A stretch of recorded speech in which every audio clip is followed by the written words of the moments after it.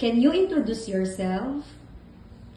Good day, ma'am and sir. I am Ninette C. Torrejos, 36 years old. I live in Angeles City, Pampanga.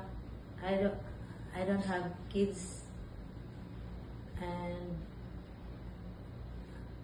Do you have any experience in working abroad before as domestic helper? no, How about in the Philippines? Do you have any experience working as domestic helper? yes, for take care of baby and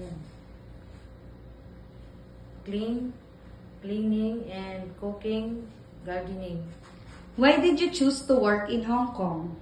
Because high salary and near in Philippines. Do you know how to cook some simple Chinese food? Steam chicken. Are you willing to learn more? Yes. Are you willing to take care of a newborn baby? Yes. How about an elder person? Yes. What if the baby has a fever? What will you do? I check temperature and I call my employer What can you teach to your employer's children? to learn how to write and speak English. Can you sing a nursery song? Can you give an example? Yes. Twinkle, twinkle, little stars, how I wonder what you are. What kind of employer are you looking for?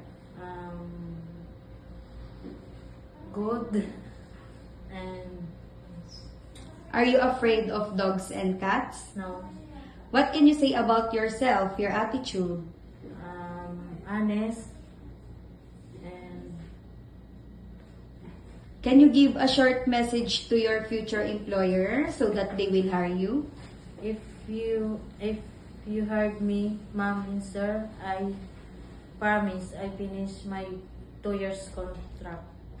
Thank you and God bless you.